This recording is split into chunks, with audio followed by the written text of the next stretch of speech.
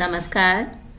चिंतन मनन की श्रृंखला में आज जिस विषय का विस्तारण करने जा रहे हैं वह विषय है महात्मा गांधी जी के शैक्षिक विचार। गांधी जी एक महान शिक्षाविद थे। उनका मानना है कि किसी देश की सामाजिक और नैतिक प्रगति अंततः शिक्षा पर निर्भर करती है। उनकी राय में शिक्षा का सर्वोच्च उद्देश्य आत्म मूल्यांकन है।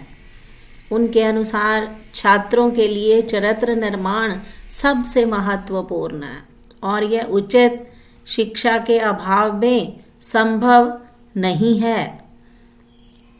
गांधी जी का यही मानना है कि एक राष्ट्र की संस्कृति उसमें रहने वाले लोगों के दिलों और आत्मा में रहती है। एक देश की महानता और नैतिक प्रगति को इस बात से आंका जाता है कि वहाँ जानवरों से कैसे व्यवहार किया जाता है। प्रारंभिक शिक्षा बच्चा अपने परिवार से ग्रहण करता है। बच्चे के जन्म के 4-5 साल शिक्षा की आवश्यकता नहीं होती। उनका मानना था कि इस उम्र तक जो बच्चे को मिलता है विशेष उम्र में उसको प्राप्त नहीं होता। कुछ विद्वान गांधी जी की विचारधारा का विरोध करते रहे और इसके बारे में गांधी जी के विचार ध्यान देने योग्य हैं कि संस्कारों का विकास बच्चों के 5 सालों तक किया जाए। उतना विकास आगे चलकर अध्यापक भी नहीं कर सकते। ये गांधी जी का मानना था। वो लिखते हैं कि I consider writing as a fine art. We kill it by imposing the alphabet on little children and making it the beginning of learning. उन्होंने माना कि if we want to reach real peace in this world we should start educating children. तो मूलतः किस प्रकार वर्तमान शिक्षा पद्धति से बच्चों में प्रतिस्पर्धा की भावना उत्पन्न हो रही है और प्रतिस्पर्धा की भावना बच्चों को भौतिकतावादी स्वार्थी बना रही है। शिक्षा से तात्पर्य क्या है? मनुष्य के चहुमुखी विकास से होना चाहिए। गांधी जी की दृष्टि में साक्षरता शिक्षा का ना तो प्रारंभ है ना अंत। उन्हें अंग्रेजी शिक्षा पद्धति में व्याप्त कमियों को दूर करने के लिए बुनियादी शिक्षा के नाम से नई शिक्षा प्रणाली देश के सामने रखी और गांधी जी मानते थे कि चरित्र निर्माण ही मनुष्य को अच्छा नागरिक और संपूर्ण व्यक्तित्व बना सकता है। एक मुलाकात के अंतर्गत गांधी जी से पूछा गया कि अगर भारत आज़ादी प्राप्त कर लेता है तो आपके विचार में शिक्षा का सबसे महत्वपूर्ण उद्देश्य क्या होना चाहिए? तो उन्होंने निसंकोच तत्काल उत्तर दिया, चरित्र निर्माण।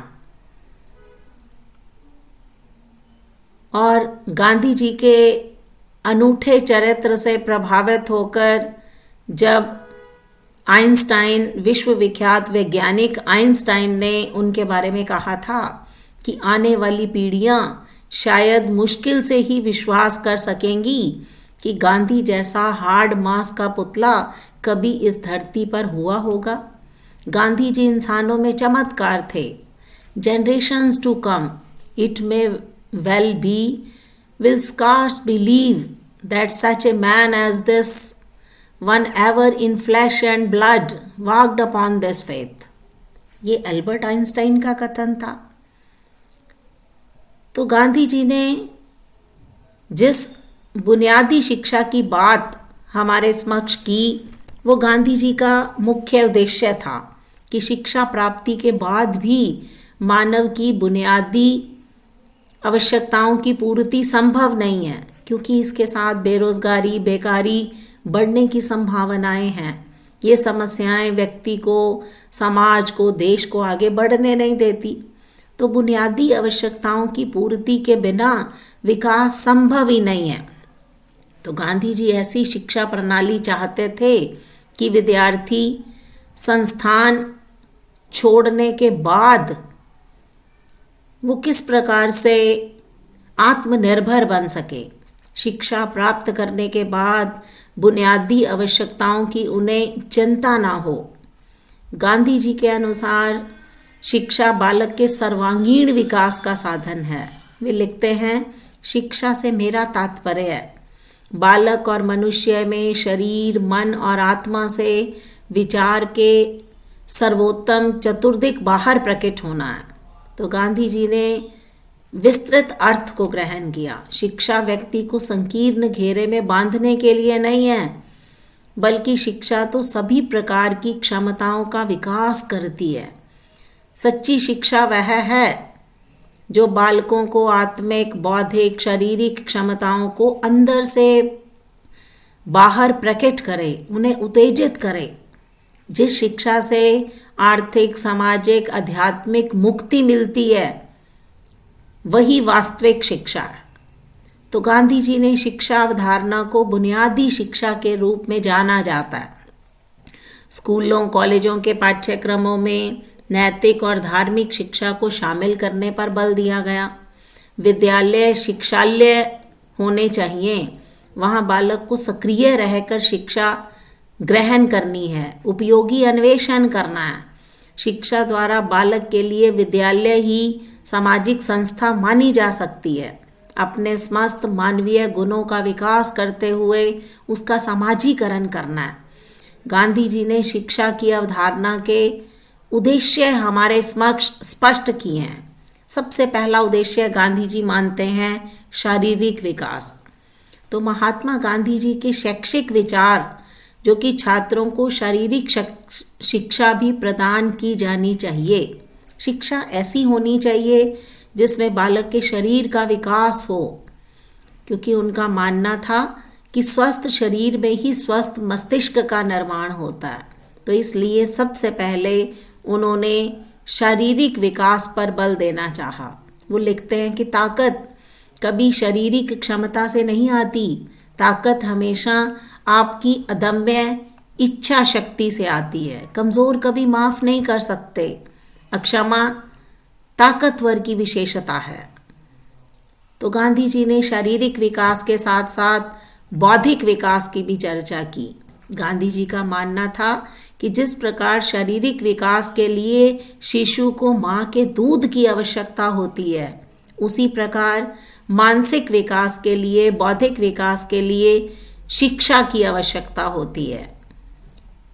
तो उन्होंने मूल रूप से नैतिक और चारित्रिक विकास पर भी बल दिया। गांधी जी शिक्षा के माध्यम से बालक में सत्य, अहिंसा, ब्रह्मचर्य, अपरिग्रह, निर्भरता आदि गुणों का विकास करना चाहते थे। नैतिक एवं चारित्रिक विकास ये उन्होंने मूल रूप से बच्चे के लिए अनिवार्य माना। वो लिखते हैं, अच्छे व्यक्ति की पहचान उसके कपड़ों से नहीं बल्कि उसके चरित्र से होती है। चरित्र के बिना ज्ञान केवल बुराई को शक्ति देता है। ज्ञान का अंतिम लक्ष्य चरित्र निर्माण होना चाहिए। तो चरित्र निर्माण पर गांधी जी ने विशेष रूप से बल दिया। विद्यार्थियों के आचरण को सर्वाधिक प्रभावित अध्यापक का आचरण करता है। इसी तरह से उन्होंने सामाजिक विकास की भी बात की कि किस प्रकार से मानसिक, बौद्धिक, नैतिक, चारित्रिक विकास के साथ साथ बच्चों का सामाजिक विकास भी अनिवार्य होता है। और सामाजिक विकास के विभिन्न पहलुओं पर उन्होंने विशेष रूप से चर्चा करनी चाहिए। फिर व्यावसायिक विकास की बात भी करते हैं कि आर्थिक विकास, अभाव की मुक्ति के लिए उन्होंने व्यावसायिक शिक्षा पर बल दिया, जो मनुष्य को आत्मनिर्भर बनाना चाहते हैं। तो इसलिए वे हस्तकला और उद्योग पर विशेष रूप से बल देते रहे। तो मूल रूप से उन्होंने ये माना कि शिक्षा से मेरा अभिप्राय मनुष्य में निहित शारीरिक, मानसिक, आध्यात्मिक श्रेष्ठतम शक्तियों का अधिक विकास करना है। यदि मनुष्य सीखना चाहे तो उसकी हर भूल उसे कुछ शिक्षा दे सकती है। तो गांधी जी ने विभिन्न प्रकार के विकास के माध्यम से शिक्षा का वास्तविक उद्देश्य प्रकट करना चाहा। शिक्षा को उन्होंने कभी उत्पादकता से जोड़ा, कभी श्रम के साथ जोड़ा, कभी हस्तकला के साथ जोड़ा, कभी आध्यात्मिक विकास के साथ जोड़ा। तो गांधी जी की संभावित शिक्षा के 7 आधारभूत सिद्धांत स्पष्ट होते हैं। तो पहले गांधी जी ने जिस सिद्धांत की बात की तो वो मूल रूप से उन्होंने ये माना कि व्यक्ति में निहित पूर्णता को उभारना ये प्रमुख उद्देश्य होना चाहिए, जिसकी विशेष रूप से वो बात करते रहे और ज्ञान, कर्म, भक्ति, योग पर समान बल देते रहे, अहिंसा, सत्याग्रह को मूर्त रूप प्रदान करते रहे। तो उनका शिक्षा दर्शन जो कि वर्तमान आवश्यकताओं के अनुकूल प्रतीत होता है, वे बच्चों में पारस्परिक प्रेम, सहयोग, आध्यात्मिक मूल्यों के विकास, चारित्रिक विकास पर उन्होंने विशेष रूप से बल दिया। सांस्कृतिक विकास भी गांधी जी के जीवन का, गांधी जी के शिक्षा दर्शन का एक मुख्य अंश माना जाता है। वो शिक्षा को संस्कृति की नींव कहा करते थे और सामंजस्यपूर्ण व्यक्तित्व का विकास उनके शिक्षा दर्शन में दृष्टिगोचर होता है। मानसिक, भावात्मक, शारीरिक, सामाजिक, आध्यात्मिक सभी क्षेत्रों में सामंजस्य स्थापित करना, एक संतुलित व्यक्तित्व का निर्माण करना, ये शिक्षा का मूलभूत उद्देश्य उन्होंने स्पष्ट करना चाहा। तो गांधी जी के शैक्षिक विचारों के आधार पर शिक्षा के 7 आधारभूत सिद्धांत विकसित किए जा सकते हैं। पहला सिद्धांत जो उन्होंने माना कि शिक्षा का माध्यम मातृभाषा होनी चाहिए। फिर वो बात करते हैं कि साक्षरता और शिक्षा ये दोनों अलग अलग हैं, इन्हें एक ना माना जाए। शिक्षा का उद्देश्य मानवीय गुणों का विकास करना है और मानवीय गुणों के माध्यम से ही व्यक्ति का परिष्कार होता है। वो कहते थे बच्चों को ऐसी शिक्षा दी जाए कि वो हृदय, मन और आत्मा का संतुलित विकास हो सके। उन्होंने मूल रूप से बालक को ऐसी शिक्षा दी जानी चाहिए जिसमें स्थानीय उद्योग को माध्यम बनाया जाए। शिक्षा रोजगार परक हो, पढ़े लिखे बेरोजगार ना हों, ऐसी बात विशेष रूप में गांधी जी ने करनी चाहिए। तो गांधी जी के शैक्षिक विचार जो कि भारतीय जीवन पर आधारित हैं और उसका महत्व कल भी था और आज भी है। बापूजी के द्वारा शिक्षा के उद्देश्य पर विस्तार के साथ चर्चा की गई है। वो मानते हैं कि अपने परिवेश से बालक को जोड़कर मानसिक, शारीरिक, नैतिक और आध्यात्मिक विकास पर बल दिया जा सकता है। तो महात्मा गांधी जी ने शिक्षा को वही महत्वपूर्ण माना जो बालक के शारीरिक, मानसिक और आत्मिक विकास में संभव हो सके। मुक्ति को मानते हुए मुक्ति का तात्पर्य शारीरिक, मानसिक, आर्थिक, सामाजिक आध्यात्मिकता से उन्होंने विशेष रूप से अभिप्रेरित करना चाहा। महात्मा गांधी जी ने लिखा है, ऐसे जियो कि तुम कल मरने वाले हो, ऐसे सीखो कि हमेशा के लिए जीने वाले हो। पुस्तकों का मूल्य रत्नों से भी अधिक है क्योंकि पुस्तक अंतःकरण को उज्जवल बनाती है। आप जो करते हैं उस पर आपका भविष्य निर्भर करता है। तो दोस्तों, गांधी जी एक प्रभावशाली व्यक्तित्व वाले व्यक्तियों में से सर्वोत्तम माने जाते हैं। तो गांधी जी की शैक्षिक विचारधारा को इन शब्दों में समेकित किया जा सकता है, वैष्णव जन तो तैने कहिए, गाकर पीड़ा भोगी, ईश्वर अल्लाह तेरे नाम भजकर हुआ वियोगी। कुछ कहते भारत की आत्मा, कुछ कहते हैं संत, बापू से बन गया महात्मा, साबरमती का संत।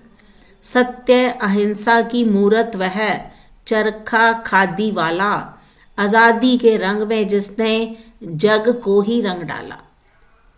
तो उस महात्मा, उस संत, उस वियोगी जिन्होंने सभी दृष्टिकोणों से शिक्षा के प्रचार प्रसार में अपना संपूर्ण जीवन समर्पित कर दिया, और उनके शैक्षिक विचार वर्तमान समय में जीवित हैं और उन जीवित विचारों के माध्यम से हम शिक्षा का प्रचार प्रसार कर सकते हैं।